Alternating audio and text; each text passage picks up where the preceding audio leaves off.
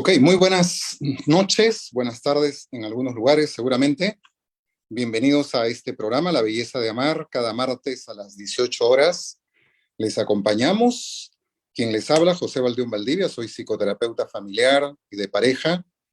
Y cada martes les acompañamos con un tema que abordamos aquí en este programa, La Belleza de Amar. Es un programa patrocinado por Nuevas Sendas, que es un centro de terapia familiar y pareja.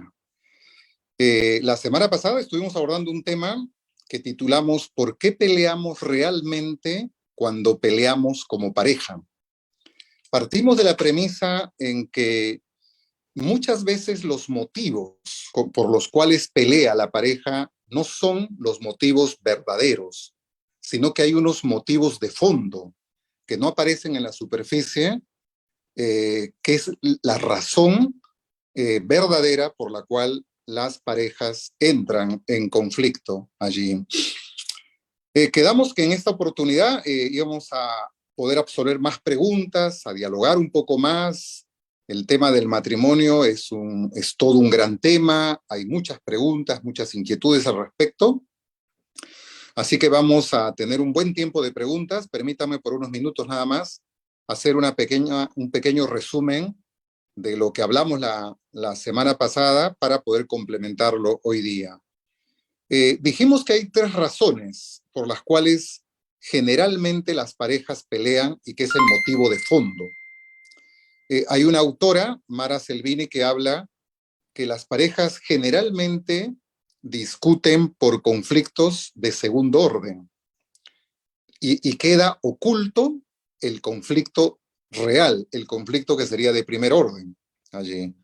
Entonces, muchas veces las cosas cotidianas, los motivos cotidianos por los cuales pelean, pues el esposo que deja la ropa sucia o el plato no lo lleva al lavadero, o porque llegó tarde, o porque le dijo algo en un tono no tan adecuado.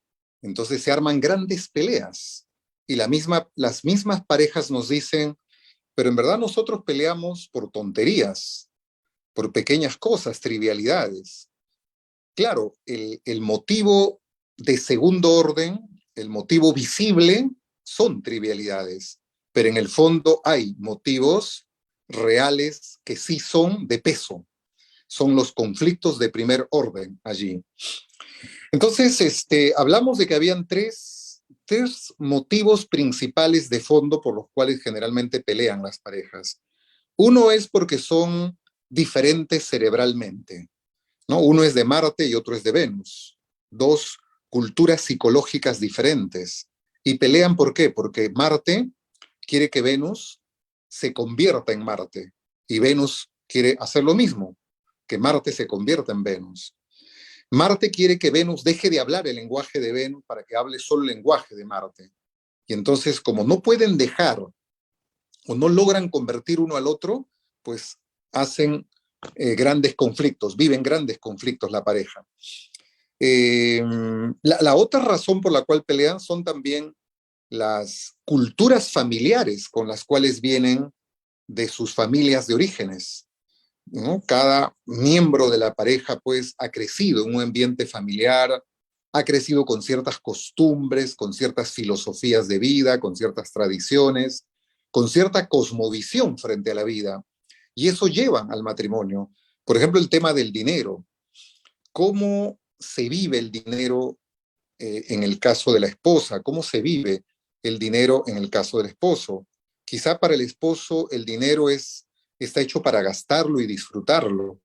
Y para la esposa el dinero está hecho para ahorrarlo, para planearlo para el futuro, pensando en los hijos que puedan estudiar. Entonces, muchas veces en determinados extremos se junta un despilfarrador o despilfarradora con un avaro o avara en temas de dinero y eso va a generar conflictos. Pero esa manera de posicionarse o esa cosmovisión que se tiene frente al dinero tiene que ver con esa cultura familiar en la cual han crecido. Otro tema, por ejemplo, son los estilos de crianza que pueden tener con respecto a los hijos. Ellos fueron criados de una manera y eso es lo que aprendieron y eso es lo que quieren poner delante de la familia a la hora de criar a los hijos, y que puede ser motivo también de grandes conflictos. El otro tema tiene que ver con heridas emocionales que la pareja pueda tener y con la cual llegan a la vida matrimonial, ¿no? Una esposa que tuvo un padre ausente en su vida, o un padre tosco, duro, entonces queda como un hueco en su alma y siempre está buscando el afecto del esposo, se vuelve dependiente, perseguidora tal vez, y eso puede ser motivo de conflicto también. O puede ser que también haya rencor hacia uno de los padres y con el cual ya no se vive, pero ese rencor aflora, ese rencor se desplaza hacia mi pareja y eso también genera conflictos en la vida de pareja. Entonces, el otro cuarto motivo que no lo dijimos en la charla pasada, pero que hoy día lo podemos agregar a los tres, tiene que ver con el estrés que vive la pareja. El estrés puede ser producto de lo laboral, puede ser producto de la crianza de los hijos, puede ser producto de la economía en que se viva, puede ser producto del mismo momento social en que estamos viviendo, como es una pandemia, una cuarentena. Entonces los esposos se estresan, no necesariamente por motivos familiares, sino extrafamiliares, pero ese estrés lo desfogan o los lleva a volverse medios irritables, a generar tensiones en la relación, y ese puede ser otro motivo real por el cual pelean. Pero acuérdense que estos motivos, cuatro motivos reales, conflictos de primer orden que acabamos de señalar, no aparecen generalmente como los motivos reales por los cuales pelean. Los motivos por los cuales pelean son los motivos cotidianos de la casa, ¿no? De que no limpia esto, no recoge los platos, las cosas de la casa, por trivialidades, como ellos mismos acaban de decir, ¿no? Entonces, esos serían los cuatro motivos de fondo por los cuales las parejas realmente pelean, pero que no son conscientes que esa es la razón por la cual están peleando y se han entrampado en motivos superficiales que terminan siendo solamente pretextos en la vida de pareja. Ok, dicho esto entonces, ahora sí podemos entrar a un tiempo de preguntas. Vamos a absolver las preguntas, las inquietudes que puedan tener en ese sentido. Bien, comenzamos entonces. Roberto pregunta, mi esposa siempre que peleamos llora y me dice que no minimice sus sentimientos, pero yo no lo siento de esa manera. Yo no lo siento de esa manera. Dice que la lastimo con mis palabras, pero es porque cuando ella quiere hablar, yo trato de evitar la discusión para no decir cosas que no quiero. ¿Cómo puedo ayudarla? Gracias. Miren, es bien interesante, aquí hay varias cositas que mencionar. Cuando Roberto dice y me dice que no minimice sus sentimientos, pero yo no lo siento de esa manera. Roberto, cuando tu esposa llora y tú, quizás ella está esperando que cuando llora tú te acerques y le des un abrazo, y tú no le haces caso, tú estás invalidando sus sentimientos. Y en un sentido sí, lo estás minimizando. Una cosa que sucede mucho en la comunicación de la pareja es invalidar lo que piensa y siente el otro, porque yo ni lo pienso ni lo siento así. El hecho que para mí un hecho no sea motivo de llanto o no sea motivo de que me afecte, no significa que a mi pareja no le afecte. Entonces, cuidado con invalidar lo que piensa y siente el otro. Cuidado, uno tiene que respetar y validar. Si para ti eso te duele, te fastidia, aunque yo considere no es válido eso para mí, yo respeto lo que el otro piensa, porque eso es el amor. El amor es el respeto, es la consideración, es la validación de lo que el otro piensa, siente y quiere. Así que en ese sentido, sí tu esposa tendría razón.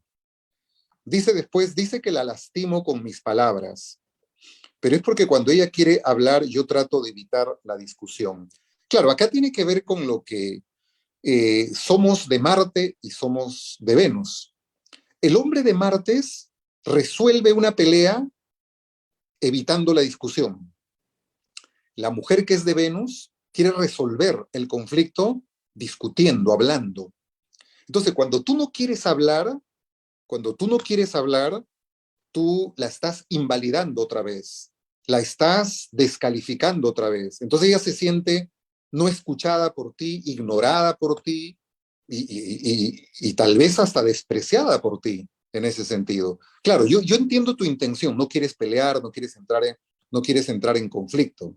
Entonces lo que yo te aconsejo que puedas hacer es quizás sin perder los papeles, hablar y decir, calmémonos y vamos a hablar. Vamos a hablar, pero calmémonos. Cálmate primero tú y hablamos. Si sigues alterado, no hablamos. Cálmate, vamos a hablar. Cálmate, cálmate, vamos a respirar hondo y vamos a hablar en ese sentido. ¿Ya? Entonces, esa es la manera en que tienes que entenderla.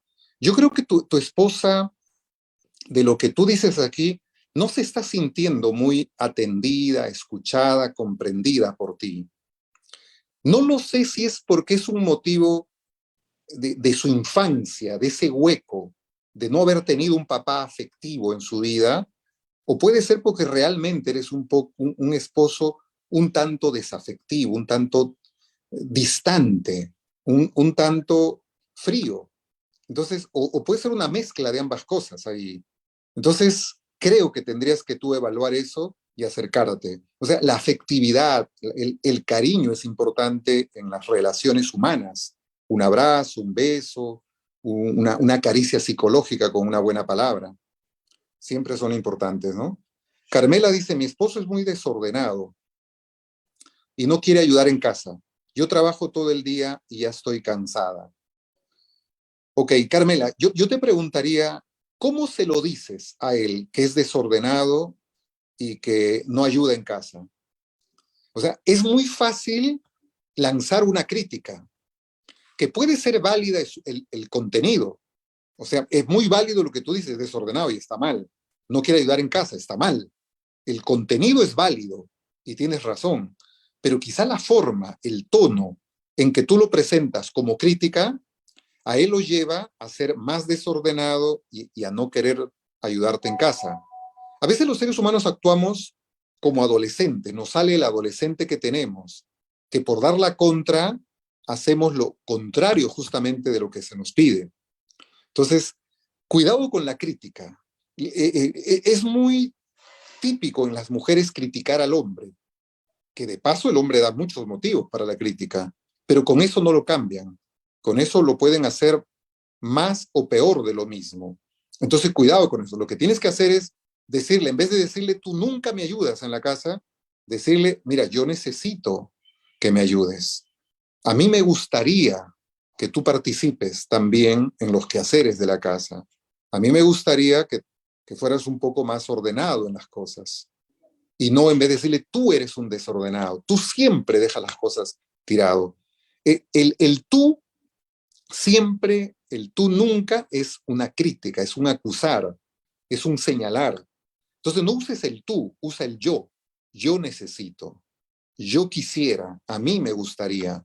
Entonces, eso es habilidades sociales que debemos desarrollar en la vida de pareja y en todo ámbito relacional, ¿no? Esa es la forma como podríamos hacerlo.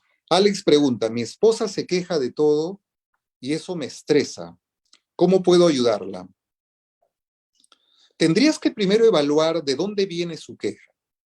Su queja viene de un tema extraconyugal en el sentido de lo laboral, por ejemplo, tiene mucho trabajo ahí fuera de casa, o de repente también está estresada porque está cargada con las cosas de la casa, o está estresada y se queja mucho porque los hijos también cargan, ¿no? La dinámica familiar.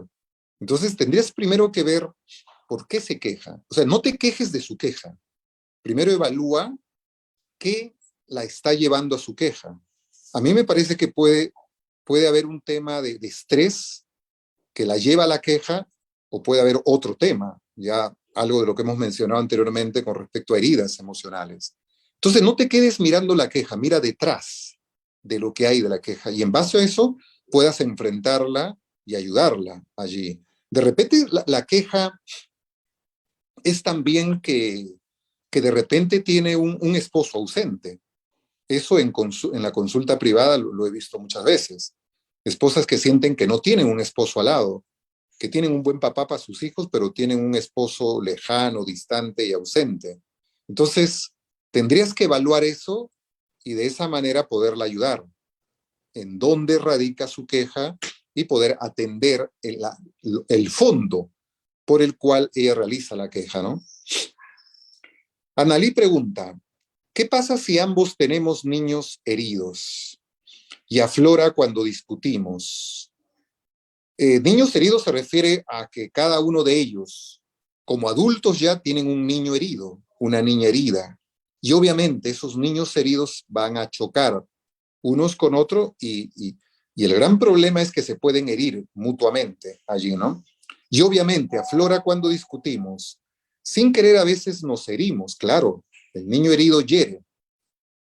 Estamos en proceso de poder sobrellevar, de poder sobrellevar esa situación. Ahora, cuando tú dices que ambos tenemos niños heridos, no sé exactamente a qué te refieres.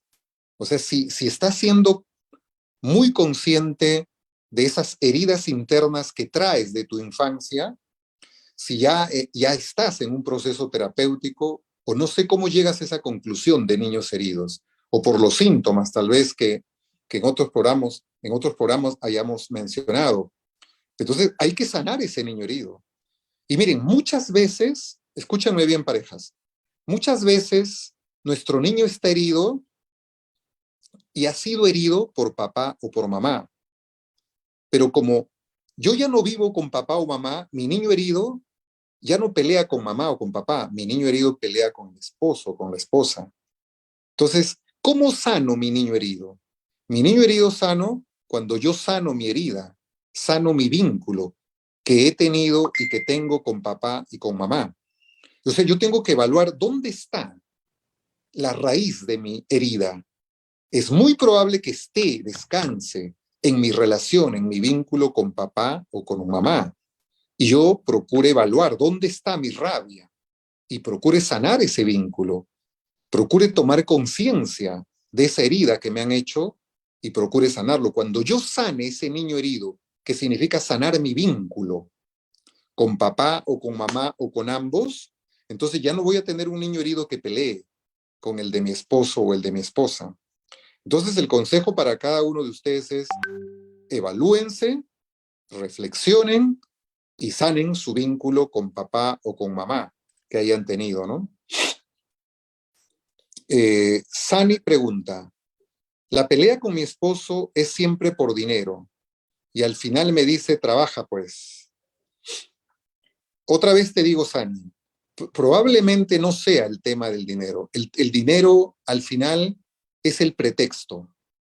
Al final el dinero es el conflicto de segundo orden. Seguramente hay un conflicto de primer orden. Seguramente hay un problema de fondo que los lleva a pelear y a discutir por el tema del dinero allí. Yo no sé cuánto es la intensidad de sus discusiones, confrontaciones que tengan, ¿no? Si es que el dinero los lleva a herirse, definitivamente el problema no es el dinero. Hay un problema más de fondo que tiene que ver probablemente con heridas emocionales que cada uno o uno de ustedes tenga allí. Y es eso lo que tienen que trabajar. Muchas veces el tema del dinero no es el tema y puede tener y puede ser un tema de heridas de resentimiento producto de la misma vida de pareja. Como dijimos en la charla pasada, las heridas emocionales pueden ser producto de mis relaciones dañadas que he tenido con papá o con mamá, o pueden ser producto de la herida del propio vínculo conyugal que he tenido a lo largo de los años en mi relación. Entonces, el dinero se convierte en un pretexto para agredir al otro, para pelear al otro, y puede volverse crónico y puede llevar a una escalada simétrica ese tipo de peleas.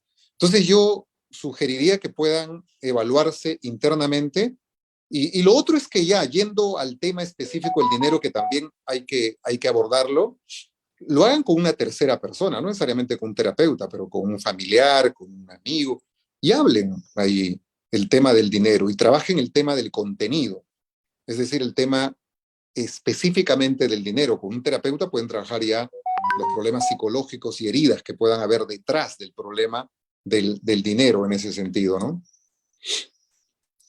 Ok, Marianela pregunta, ¿por qué sucede que no tolero que me pregunte a qué hora?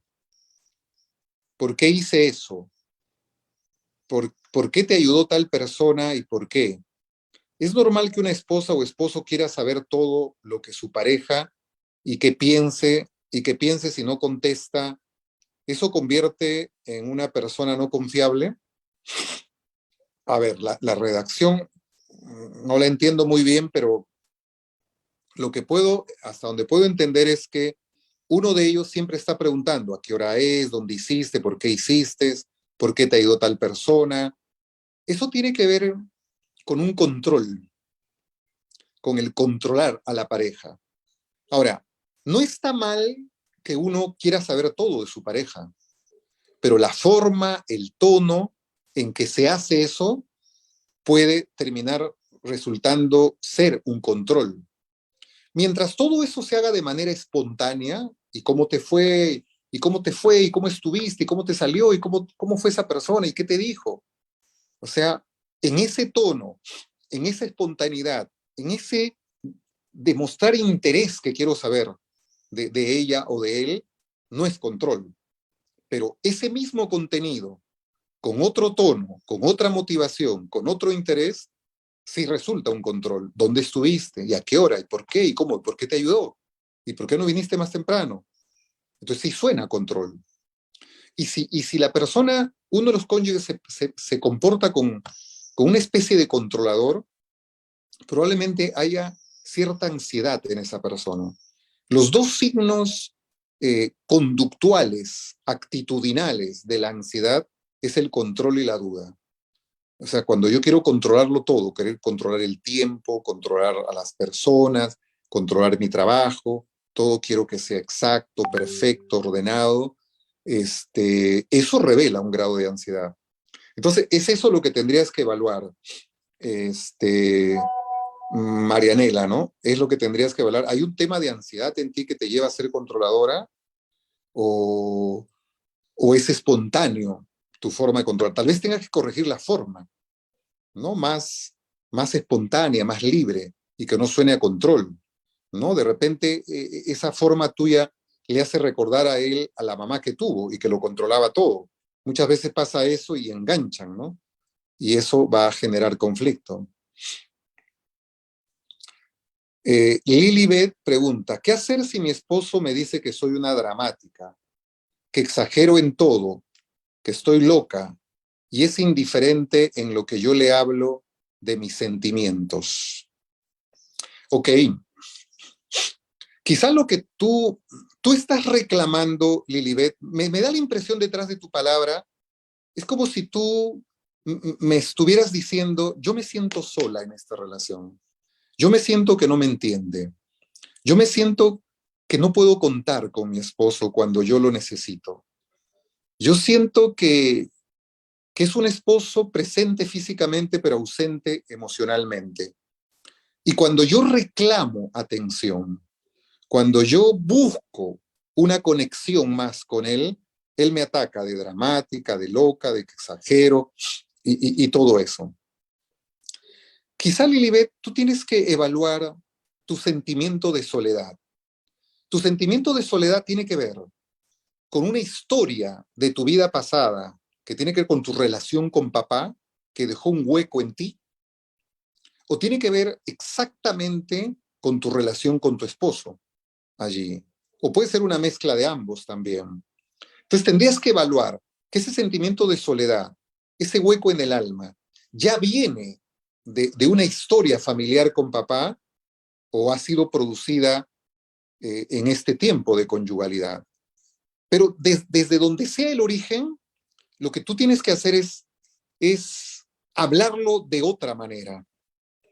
No no en un tono tal vez de crítica, de reclamo, de pataletas, que a veces el esposo lo toma como tal, aunque no necesariamente lo sea así, pero él lo lee así.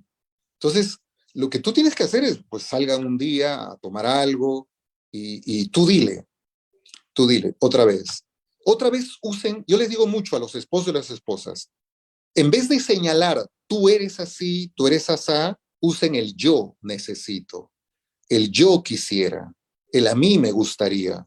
Entonces tú le puedes decir, a mí me gustaría que pases más tiempo conmigo.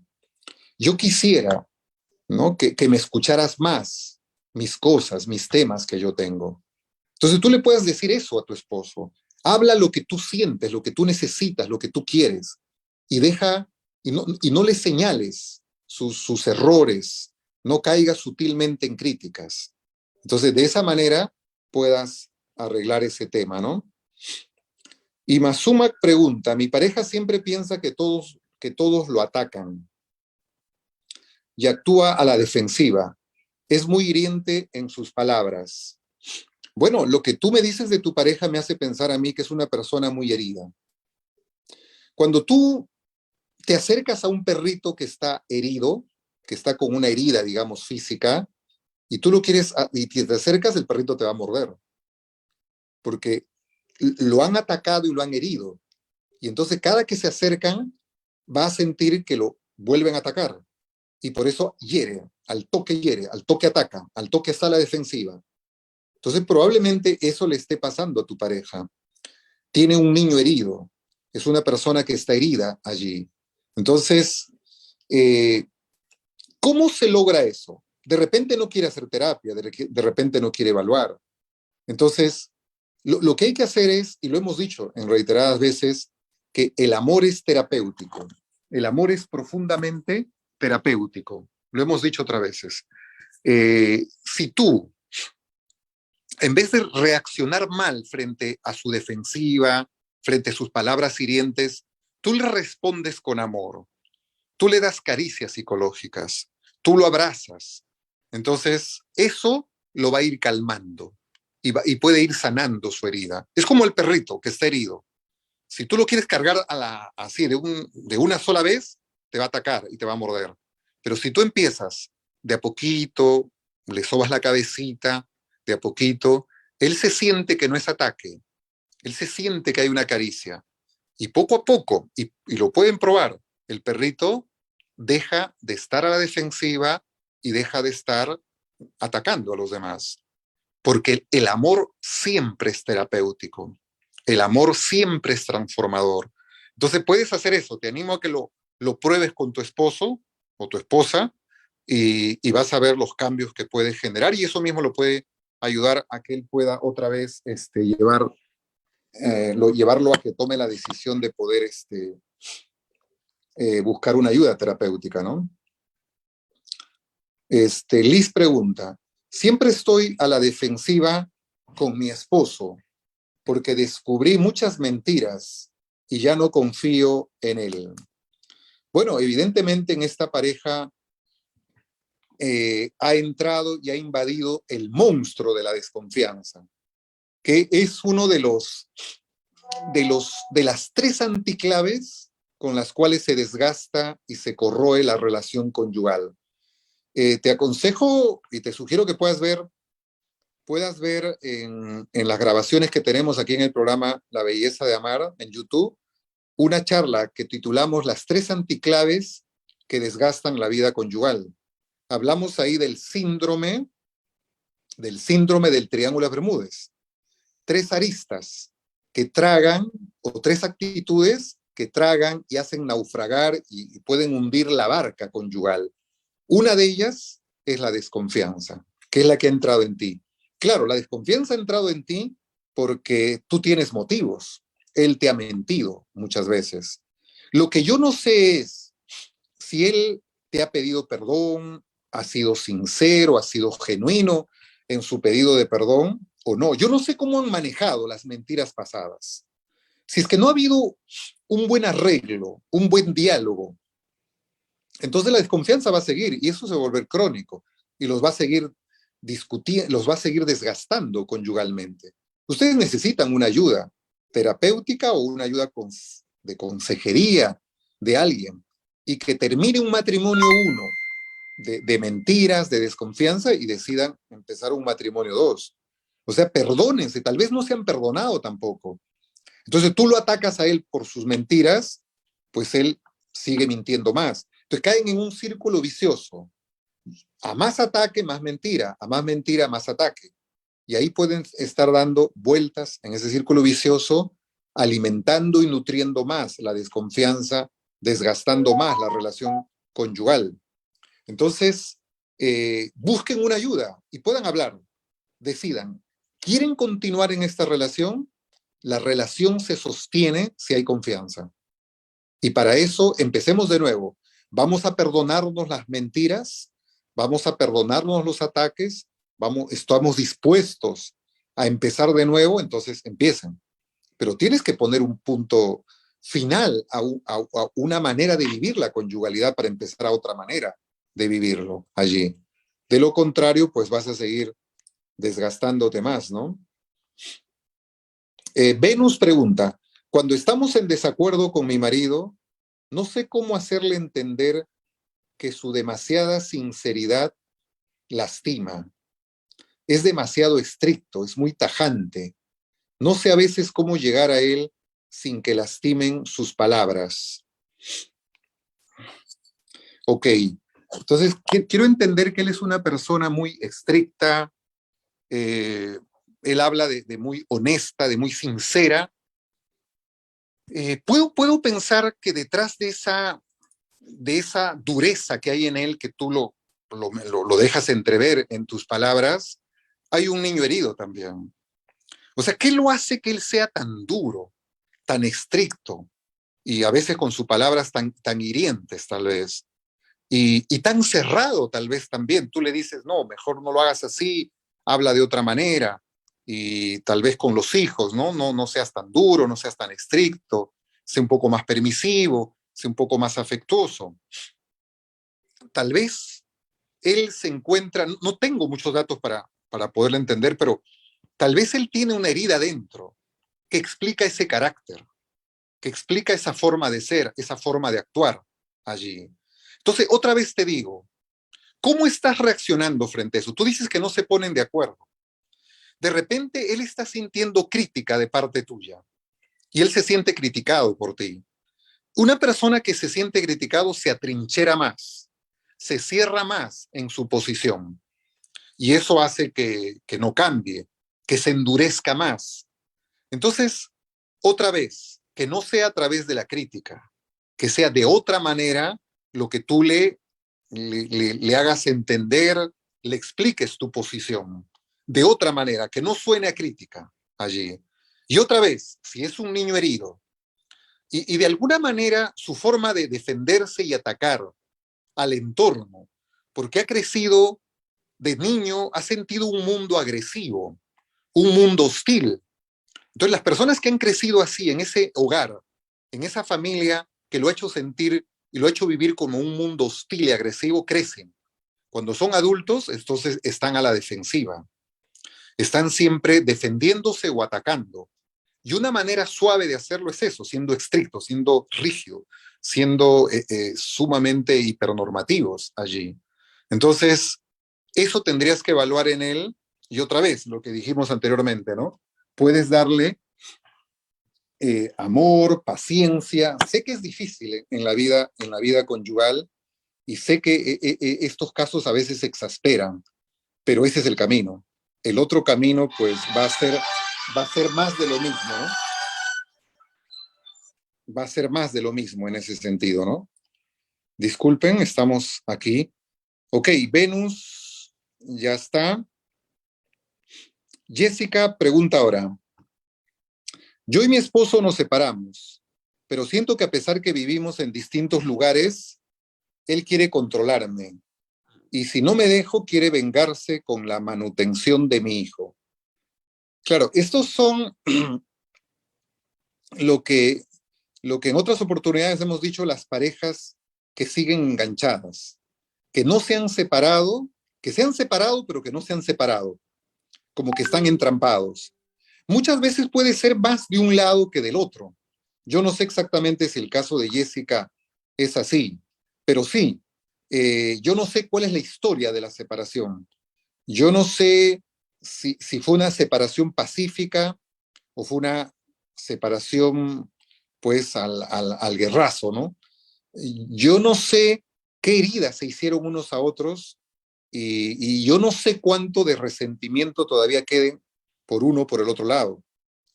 El otro tema que también hay en la separación, se juegan muchos egos, hay mucho orgullo, ¿no? El orgullo de no perder, pues.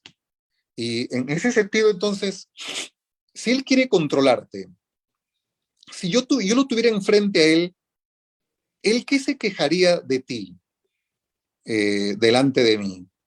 ¿Qué diría de ti? Esa es una pregunta que tú debes respondértela a ti. O sea, si él está haciendo mal en querer controlarte y chantajearte con la manutención de tu hija, tú pregúntate, ¿qué estás haciendo tú mal también? ¿Qué estás haciendo tú? ¿Cómo te estás comportando? Supongamos que te estás comportando bien y que en verdad no estás haciendo nada malo y que ya es un tema de él, de orgullo y que no quiere, pues, cortar el vínculo sentimental o no quiere, pues, perderte, qué sé yo.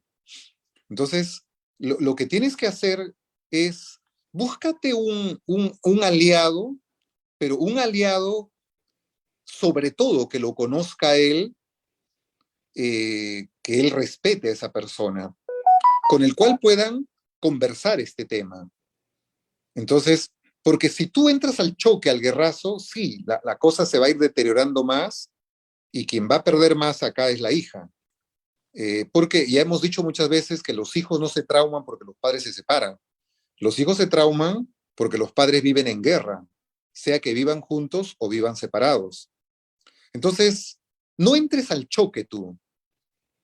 Yo sé que puede ser difícil para ti, ¿no? No entres al choque, ¿no? Al contrario, a la palabra áspera, dale una respuesta de caricia, ¿no? Hay un proverbio bíblico que lo hemos dicho también en otras oportunidades, que la palabra áspera hace subir el furor, mas la respuesta blanda quita la ira, dice, ¿no? Entonces, eh, procura mantener tú la ecuanimidad, tú respétalo, tú considéralo, tú háblale bien, ¿no? Y además de eso, busca ese aliado que te menciono, y de repente puede ser esa manera un poco de controlar esto, ¿no? De controlar el control que él te quiere tener, ¿no? Y parar ahí, ¿no? No tengo muchos detalles para explicarte más, Jessica. Yo sí pregunta, pienso que no entiende lo que ya repetidamente le digo porque me encuentra a veces molesta. No siento que me ayude en casa y me deja sola con los quehaceres y el bebé, y en realidad pienso que mejor estoy sola. Este es otro caso también, el de Yoshi, de una esposa que se siente abandonada, afectiva y relacionalmente con el esposo, ¿no? Eh, Tú tienes una molestia, Yoshi, legítima tal vez, legítima. Claro, no te ayuda en casa, no te ayuda con el bebé, ¿no? Para probablemente más metido en su trabajo, metido en sus quehaceres de fuera, y como que te deja a ti toda la carga de la casa y toda la carga de los hijos. Entonces tu molestia es legítima, pero yo te diría, ¿cómo expresas tu molestia? Tú me vas a decir seguramente, ya se lo dije a buenas, y ya se lo he dicho a malas, y ya estoy molesta, y ya no sé cómo decírselo, ya no sé qué hacer allí. En estos casos, cuando están entrampados una pareja, entonces, en vez de pensar que vas a estar mejor estando sola, siempre hay que buscar la ayuda de un tercero. No necesariamente un terapeuta. A veces no es necesario un terapeuta para buscar ayuda en temas de pareja, cuando no son las cosas graves. Puede ser un familiar, puede ser un consejero de una iglesia, puede ser un amigo, un tío, un familiar que tenga más edad, más años, que haya pasado por eso y los ayude a poder entender esta molestia. Han habido otras parejas que ya han vivido tal vez esa realidad que ustedes están viviendo y los puede orientar. Lo que siempre aconsejo es que no traten de resolver sus problemas ustedes solos. Cuando ya han llegado a un punto en que no pueden y están entrampados y se ha vuelto crónico, busquen la ayuda. No necesariamente un terapeuta, pero busquen ayuda, no se queden allí. Y ahí con más tiempo expliquen, conversen, dialoguen. Entonces, eso los va a ayudar. Mari pregunta, ¿cómo ayudarlo cuando reconoce que es muy renegón y piensa que es así y no puede cambiar? A ver, entiendo que debe ser un esposo renegón. Él mismo se da cuenta que es renegón. Te preguntaría si podríamos decir que además de renegón es muy irritable. Probablemente sí.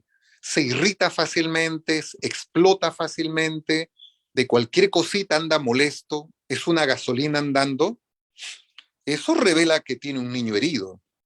Entonces, él mismo es consciente que tiene esa rabia, que es irritable, que fácilmente se enciende y se molesta, que es una gasolina andando. Qué bueno que él sea consciente de eso. Eso es un buen punto a su favor. Pero al mismo tiempo, me estás diciendo que no sabe controlarse, que por más que sabe que tiene ese carácter y que tiene esa irritabilidad, igual no la puede controlar. ¿Por qué? Porque el ser renegón, el ser irritable, me está diciendo que él tiene una rabia contenida en el alma. Tiene una rabia metida dentro de él. Y puede ser un rencor hacia uno de sus padres. Hay una herida de rencor, hay una herida de rabia reprimida. Eso lo vuelve y lo hace irritable, lo hace renegón. Entonces, probablemente él sí necesite examinar eso. Probablemente sí él necesite esa evaluación, ese examen interior de poder sanar esa herida, de sanar ese rencor tal vez a papá, a mamá, y cuando él sane y disuelva esa rabia reprimida, se va a diluir y desaparecer el renegón y el irritable que es. Entonces, ayúdale a entender eso, que hay un niño herido, que hay una historia de rencor reprimido, del cual no es muy consciente tal vez, que lo está llevando a actuar y comportarse de esa manera, ¿no? Ok, vamos a la siguiente pregunta entonces. Luciara o Luciana dice, mi pareja y yo nos separamos por infidelidad de parte de él por tercera vez y yo no aguanto tanta humillación y siempre estoy renegando. Lo peor es que seguimos viviendo en la misma casa, tenemos 2 hijos, él quiere recuperar la relación, pero yo no me siento bien por tanta desconfianza y me pone mal y reniego mucho con él cuando me acuerdo del pasado, ¿no? Ok, en principio yo diría que eso, y lo hemos dicho en otros programas también, eso de que estamos separados pero seguimos viviendo en la misma casa, no funciona, no funciona. Y sobre todo si se han separado por el motivo de infidelidad. Eso acrecienta más el rencor, la rabia, la molestia, el fastidio. Eso los indispone a los dos y sobre todo a la víctima de la infidelidad. Y eso hiere a los hijos. Ustedes sin darse cuenta están dañando a los hijos. Los hijos están respirando una atmósfera tensa, una atmósfera de desconfianza, de ataques, de heridas, de rencor. Y le están dando a vivir una caricatura de familia al seguir viviendo juntos allí. Por eso hay 2 opciones aquí. O se separan, pero se separan bien y se va de la casa él, o trabajan el tema de infidelidad. Mira, tú dices que él ha fallado 3 veces. Lo que no me dices es, bueno, a la tercera decidiste separarte, pero no me dices cómo resolviste las 2 primeras. Muchas veces, cuando no se resuelve bien el tema de infidelidad, bueno, la pareja queda herida, la relación queda dañada, aun cuando sigan juntos como pareja. La infidelidad es todo un tema a trabajar que no necesariamente o no siempre se puede sanar ellos dos solos. Muchas veces necesita un trabajo terapéutico, porque, porque hay heridas que han sido producidas producto de la infidelidad que se ha cometido. Entonces yo lo que te aconsejaría es, y por eso tú tienes rabia, tienes molestia y todo eso, ¿no? Y tú recuerdas cada vez el pasado, dices, lo cual significa que tienes rencor, lo cual significa que estás herida. Yo les aconsejaría que ustedes puedan hacer una terapia para trabajar ese tema y tú puedas sanar esa herida, ya sea para que vuelvas con él o para que te separes bien de él. Pero tienen que terminar en paz ustedes, ya sea para empezar de nuevo o para separarse. Pero procuren la paz entre ustedes, ahí, sanar estas heridas, hablarlo, ¿no? Poner sobre la mesa todo lo que ha sucedido, todo lo que ha pasado, todo lo que tú quisieras hablar, decir, cómo te has sentido y hasta qué punto él ha sido genuino en el pedido de arrepentimiento. Y ahora que quiere, parece tener la intención de volver, de retomar la relación, nunca es tarde para empezar de nuevo, siempre y cuando se sometan a todo un proceso terapéutico de sanidad. Aquí ya no es un tema de consejería, acá ya es un tema terapéutico que hay que trabajarlo bien en ese sentido, ¿no? Armando pregunta, ¿para el inicio de una relación uno debe mostrarse tal y como es o solo el lado bonito de uno? ¿Qué tal pregunta, no? Bueno, al inicio y al final de la relación, y no solo de pareja, sino en todas nuestras relaciones humanas, deberíamos mostrarnos tal y como somos. O sea, la autenticidad es un rasgo de madurez y de salud psicológica, de sanidad psicológica. Cuando yo como ser humano me muestro auténtico, con mis debilidades y mis fortalezas, con mis virtudes y con mis defectos, no aparento lo que no soy, no vivo con caretas, con fachadas, estoy siendo auténtico. Entonces, eso es sanidad, eso es madurez.